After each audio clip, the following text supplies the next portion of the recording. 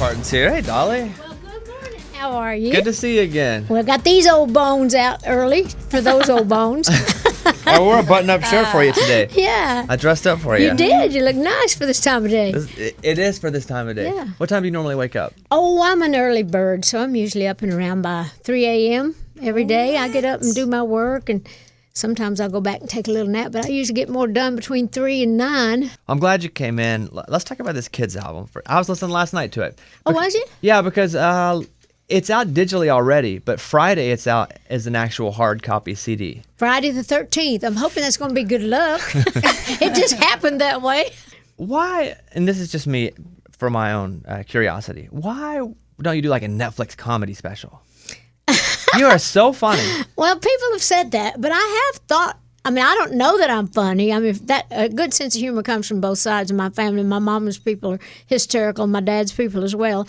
But I just think funny, I guess, or life is just kind of, if it's not a rhyme, it's a joke to me.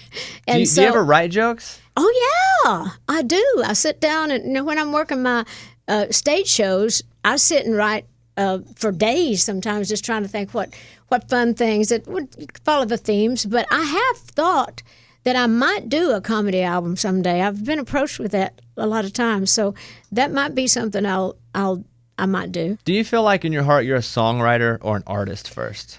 I'm a songwriter first, and because I've been asked that more than one time. If you had to just stop everything and just do one thing, what would that be? And I said, I'd probably choose to write, because I love that. Not just songs, but poems and jokes and stories and, coming up with, I'm a creative person.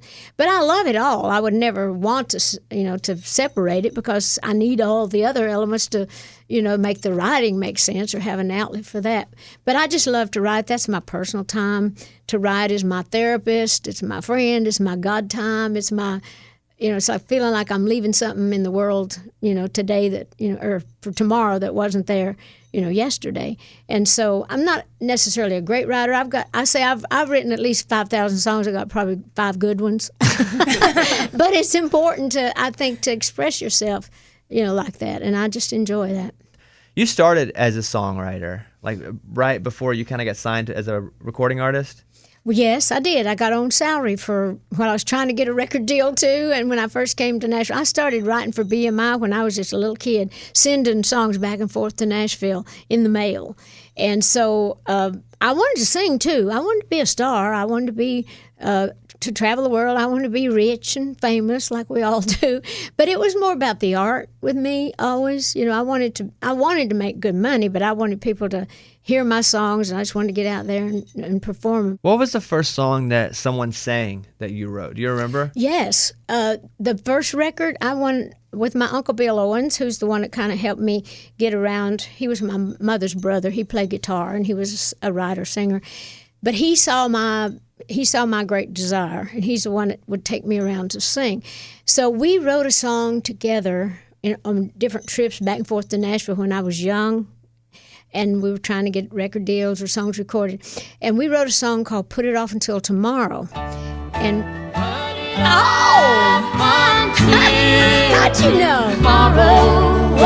Dolly, I don't know everything about you. I guess you do, man. That could have been any song. I could have had another one recorded. But that was the song. That was the BMI Song of the Year that year, 1966, I guess, maybe 65 or 66. Bill Phillips on Decca Records. So I felt like I'd made it then. That was a huge deal, right? To have someone sing your song. Yes, and actually, what's so funny, that is kind of what got me started as a singer as well, because they were trying, when I first came to Nashville, I was young, and so Fred Foster and different people that I would go to talk to with Monument Records, and they thought since I was young I should do more like rockabilly or more pop things, and I kept saying, I'm a country singer. I don't know that world. I'm not, I'm not comfortable with that. But when I sent this song out as a songwriter, my Uncle Bill and I didn't have my name on it. I just was singing the harmony on it. And so Bill Phillips and the Decca Records said, who is the girl singing the harmony on that? And Bill Phillips said, I want that girl to sing the harmony. So I'm singing harmony on Bill Phillips' record, and that's when my name wasn't on the record, and people were calling through the radio station, "Who's the girl singer? Who's the girl singer?" And so that's how I went to the record label and said, "See, I told you I was a country singer, so let me sing country." And that's kind of how that got started. So many females like cite you as their biggest influence, like the women that come in here, like Kelsey Ballerini. I saw Carly Pierce just tweet that she's listening to you. Lauren Elena messaged me. And so you coming up in an industry that was really, really male-driven at the time, like that for you had to be quite the shock, right? To go into all men?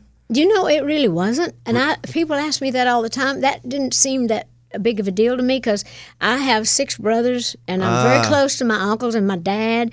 And so I understand and love men. I understand and all the personalities. And I just knew that I had the goods. I knew I had the songs, and I always felt like I had something to give. So I would just go in kind of like with a business attitude. But when they'd flirt with me, I took it as a compliment because I knew I wasn't going to let it get out of hand. Because if I didn't kick their butts, I had 6 brothers and a daddy that would.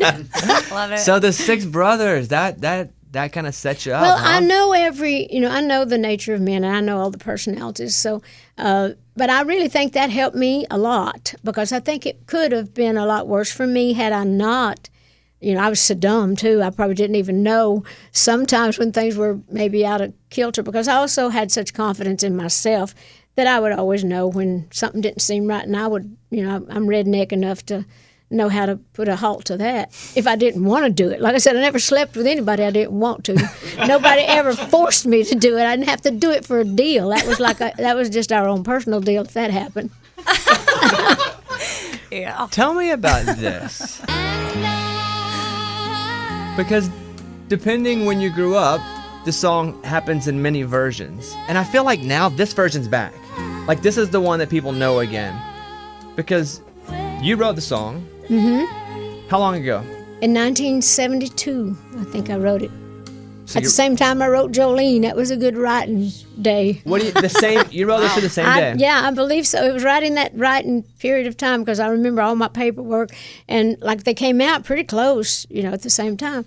So everybody said, "Boy, what was you taking? That was a good writing day." But it was. But that song, came from a very serious place, and everybody's always heard the story when I was working with the Porter Wagoner show, and I was trying to go out on my own, and it was taking a big hunk out of his show and the fact that we had one of those love-hate relationships, and it was just hard to move on.